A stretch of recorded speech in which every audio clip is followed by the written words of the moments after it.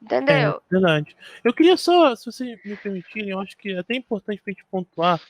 Eu espero não estar interrompendo vocês, pelo amor de Deus. Não, fica à vontade. Porque Pode falar. eu tenho esse. Às vezes eu tenho esse hábito, uma coisa que eu preciso trabalhar. Mas é bom a gente lembrar um pouco da cronologia, bem como a Ju falou, e até a Amanda também comentou de maneira bem pertinente, muito bem exposto, porque é importante a gente entender o que aconteceu. Né? Em maio de 2020, a gente teve manifestações em apoio do Bolsonaro contra ainda não de maneira tão aberta, mas já sinalizando a questão do STF, principalmente por causa da soltura do Lula. É bom a gente lembrar esse fato, porque isso aí é uma coisa que iniciou um processo.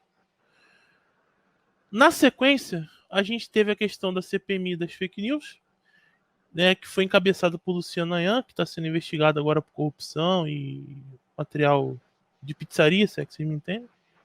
Alguma coisa que foi encontrado lá e tal, ele não está, assim, talvez ele seja um inquérito em si, mas foi encontrado material desse porte lá, as coisas dele.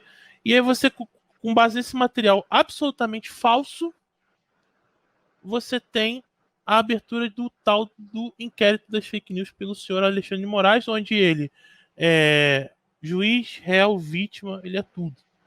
E aí a gente teve, no dia 28 de maio, a invasão da Polícia Federal na casa do Alan dos Santos, lá na sede do Terça Livre, e mais na casa do Bernardo Kister, e em diversos outros endereços, até humoristas, que não tem nada a ver com a gente. Teve uma visita da Polícia Federal numa clara posição de intimidação.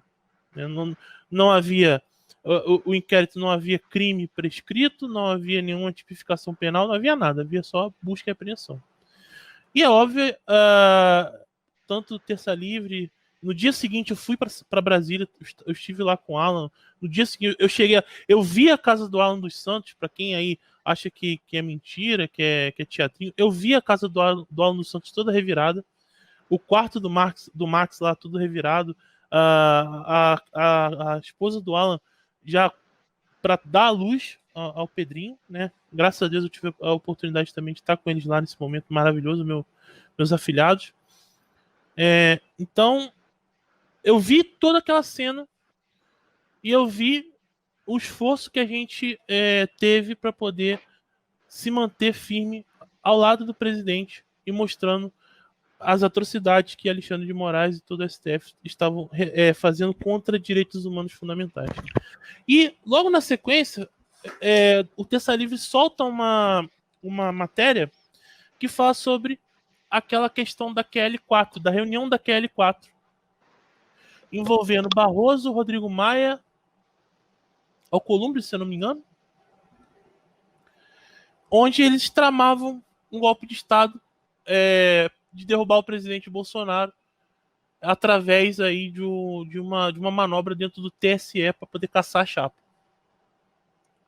E como a gente viu que o próprio Paulo Guedes falou, né, a gente viu também aquela questão do vazamento daquela reunião, onde o Abraham Weintraub se colocou como um grande porta-voz daquelas pessoas que votaram no Bolsonaro por aqueles valores de família, liberdade, não ao aborto, não ideologia de gênero, etc. Ele tomou a voz. Então, agora, por mim, eu prendia todo mundo, a começar pelo STF. A cabeça do Abraham Weintraub foi pedida como sinal de apaziguamento, né, como o próprio Paulo Guedes falou, que ele, inclusive, deu a sugestão de entregar a cabeça do Weintraub numa bandeja de prata. E aos que pensavam que isso iria acabar, muito pelo contrário, aí que a coisa começou a se intensificar, porque foi aí que a Sarah Winter foi presa. Goste você ou não da Sarah Winter, eu desafio você a mostrar um único crime que ela cometeu que esteja tipificado no Código Penal, para que ela possa hoje estar em prisão domiciliar e André do Rap, por exemplo, está solto. Foi quando o Oswaldo Eustáquio foi preso pela primeira vez, e foi a partir dessa reunião que você viu uma clara mudança no comportamento do presidente Jair Bolsonaro. Foi a partir do momento em que ele se despediu do Abraham Weintraub, você já via que ali, no rosto dele, ele já estava mal. Ele já realmente já não era mais o Bolsonaro que a gente conhece. E de lá até aqui, aquele Bolsonaro que acabou, né? Acabou, poxa, que defendia a cloroquina contra o sistema, isso e aquilo, foi murchando, foi murchando, foi murchando, foi murchando. E hoje, né? Ontem, na verdade, né? Aquele vídeo patético, aquele vídeo absolutamente, sabe, assim, que me faltam palavras para poder pensar a insensibilidade de alguém para postar um vídeo daquele, independente se já foi removido ou não. O fato de você colocar um vídeo enquanto um apoiador seu está preso e, naquele momento, paraplégico, lembrando, não é porque a pessoa está paraplégica que ela vai ficar paraplégica pelo resto da vida, mas naquele momento ele está paraplégico, você chega e posta um videozinho com seus amiguinhos ali fazendo uma brincadeira e indo pescar. Eu acho que se você não entende que o Bolsonaro de hoje não é mais o Bolsonaro de fevereiro, de março de 2020, você tem problemas mentais muito graves. Porque você está descolado, desconectado da realidade. O Bolsonaro que a gente tem hoje não é mais o mesmo que a gente tinha de antes. Isso é um fato. Goste você disso ou não, isso é o mundo real. Por que isso aconteceu? Por que houve essa transformação? Por que Bolsonaro deixou de ser aquele ícone de liderança e se transformou num político medíocre, num político de centrão? Quais foram as pessoas que influenciaram ele para isso? Bem, aí é uma coisa que eu não tenho como dizer. Mas o fato é, Jair Messias Bolsonaro hoje é um político de centro. As pessoas que estão em volta dele são pessoas de centro. Ah, Adolfo, como é que você pode provar isso? É só você ver quem está apoiando para a presidência da Câmara. Arthur Lira. Arthur Lira é de um partido de esquerda, de centro-esquerda. Basta ver que ele apoiou o irmão do Alcolumbre para a prefeitura de Macapá. Você acha realmente que o Jair Bolsonaro, por mais necessidade que ele tenha, ele apoiaria esse tipo de gente se alguma pessoa que estivesse soprando ali no ouvido dele para que ele fazia isso, que isso levaria ele a ter paz, né, pacificar o país, unir o país? Vocês acham que não tem ninguém falando isso? Eu acho que a gente também tem que parar de tratar o Bolsonaro como uma caipira do interior que é iludida, que não sabe nada, que é inocente e aquela coisa toda, sabe? A gente tem que pôr na cabeça que ele é político há 30 anos, ele sabe também de muitas coisas e tratar como se esses casos fossem somente não, porque, assim, estão influenciando ele, aquela coisa e tal, entendeu? Se fosse, sei lá, uma Carol de Tony da vida, que chegou agora na política, tá, tudo bem, eu até entenderia, mas eu acho que já extrapolou essa coisa da gente usar só esse... Tô discordando de você, desse discurso de ele tá sendo influenciado, ele isso, ele aquilo. Eu acho que também rola influência, sim, muita, mas o Bolsonaro não é uma menina inocente de uma caipira do interior, né? Então... Concordo, você tá certo, você tá bem certo. É isso né? aí. E o que aconteceu ontem foi, assim, de um... Eu acho que é o seguinte, o maior líder do mundo, da nossa humanidade, que é nosso Senhor Jesus Cristo, veio à Terra e falou: eu vim para servir. E os líderes que a gente tem hoje, eles, não, vocês é que tem que me servir. Cara, a gente paga o salário e não é barato não, entendeu? E aí como que a galera tá toda totalmente descolada da realidade, marcando manifestação, e ainda usa uma manifestação que seria contra a obrigatoriedade das vacinas, usando isso, uma manifestação de apoio político travestida que é contra a obrigatoriedade da vacina, como aconteceu em muitas regiões e muitos cartazes e chamados, que era uma coisa totalmente de campanha política, que eles sequestraram essa pauta novamente e usando isso de campanha política, e aí acontece o que acontece com o Oswaldo Eustáquio, o cara vai pescar, bicho, a gente aqui tem conta para pagar. Sabe? A gente aqui a galera tem boca para alimentar, assim, galera sobrevivendo de muitos no auxílio, porque perdeu tudo, porque foi demitido sabe, fazendo bico para poder comprar um presente para o filho, e nem isso, às vezes é só para comprar o leite mesmo, porque não tem, e aí a galera desconecta da realidade, chama para uma manifestação no dia de semana, na semana do Natal, que muita gente agora está aproveitando para fazer seus bicos aí e descolar uma graninha aí para sobreviver o resto do ano, início de janeiro, que é difícil, porque tem muita gente no Brasil que sobrevive de turismo, e quem vai viajar porque não tem dinheiro, porque está tudo fechado, e ainda, sabe... Gente, eu tô assim, falando tudo embolado, porque eu tô sem palavras com o que tá acontecendo. Mas calma, mano, que a gente vai falar sobre esse ponto das manifestações também daqui a pouquinho. Eu só vou voltar a palavra para o Rodolfo, que a gente tá tudo aqui na correria, mas vai dar tempo de colocar todos os pontos.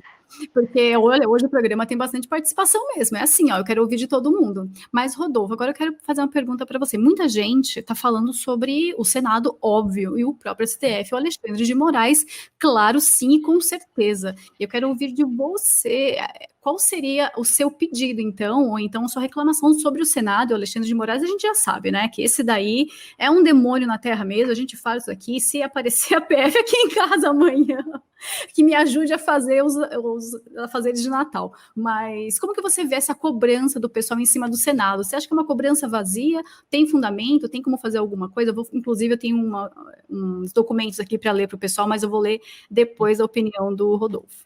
Bom, a primeira coisa com relação ao Senado é uma reflexão que todos nós precisamos fazer, e é uma coisa que eu já dizia lá na época do TLGP, na época lá no Terça Livre, do programa que eu tinha lá, que talvez até mais importante do que eleger um presidente seria eleger um bom Senado. E na eleição de 2018, a gente teve a oportunidade de eleger 2 senadores, né? Tudo bem que aí teve o problema dos traidores, a gente fez a nossa parte, pessoas nos enganaram, a gente não tinha lá tantos quadros bons assim para poder indicar, enfim, nós sabemos disso. Mas o problema é que quando você fala de Senado,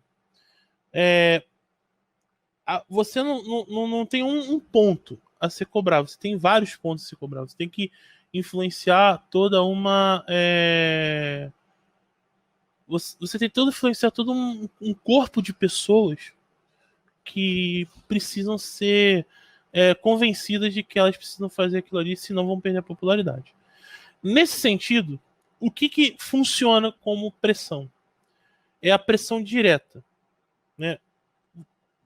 Pegar uma lista, e aí até peço pessoal, quem quiser, pega uma lista dos contatos de todos os senadores que a gente acha que minimamente estão alinhados com o governo, seja os do Centrão, seja da base, enfim.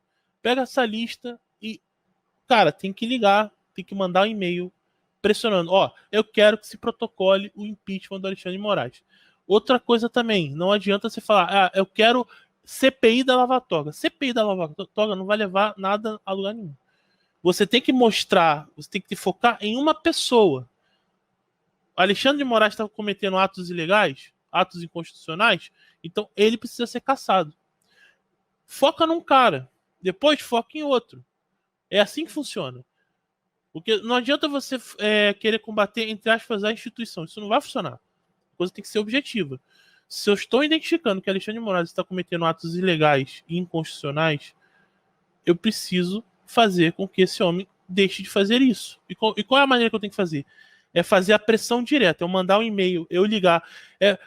Uma coisa que funciona muito bem no Senado é isso, é você ter uma quantidade de ligação tão absurda na assessoria dos senadores que o dia inteiro o nego fica recebendo ligação. Isso deixa eles doidos. Principalmente se for do Estado. Tá? Isso realmente, isso, gente, eu garanto para vocês, isso funciona. Mas, é como eu falei, o grande problema é que a gente não conseguiu eleger senadores o suficiente para poder montar uma base fiel ao presidente. Entendeu? Então, assim, qualquer pressão que se faça, ela tem que ser direta, não tem jeito. Agora, para o nosso contexto. E aí entra aquele problema do que a gente já falou várias vezes, de você não ocupar os espaços, você não criar uma militância verdadeira, como, por exemplo, tem o pessoal da esquerda, quando você precisa de um personagem, aquele personagem ele é tirado e eles trabalham um pouquinho aqui ou acolá, mas acabam conseguindo botar ele disponível para exercer aquela função. Seja a função de senador, seja a função de presidente, seja a função de assessor, até mesmo de assistente de professor em sala de aula. É isso que a gente precisa. É um movimento cultural forte, um movimento cultural pujante, para que a gente não tenha que depender de Pepas da vida, que a gente não tenha que depender de Major Olímpios da vida. Porque é complicado você parar para pensar. É o seguinte, tá, naquele momento, se não fosse a Peppa, quem seria? Quem a gente tinha para colocar para disputar, em vez de ser o Major Olímpio, por exemplo? Não tinha. Entende? Então, isso é uma coisa que aí é uma crítica que nós precisamos fazer, também olhar para o nosso lado e pensar o que a gente está fazendo de esforço para poder produzir pessoas que realmente sejam conservadoras em toda a sua vida e que tenham condições de serem eleitas para poder disputar um cargo, disputar uma assessoria que seja, enfim. Isso precisa ser refletido da nossa parte. E com relação ao Senado, é preciso pressionar sim, é obrigação dos senadores repelir um tipo como Alexandre de Moraes, um tipo como Dias Toffoli, né, pessoas que são perigosas, Barrosos da vida, são pessoas que são perigosas para a nação brasileira. Essas pessoas, esses indivíduos representam um perigo real e iminente para a nação brasileira e eles precisam ser afastados das posições que eles estão. Ponto. E para isso, a melhor maneira que você tem é realmente fazer pressão direta, ligando pro senador, mandando e-mail, enchendo a caixa do cara de e-mail, ligando, fazendo pressão e dizendo, ó, ou você faz isso ou você nunca mais vai ser eleito, ou você faz isso ou a gente nunca mais vai querer você aqui no nosso estado, e assim vai. Entende? Então, essa é a melhor maneira.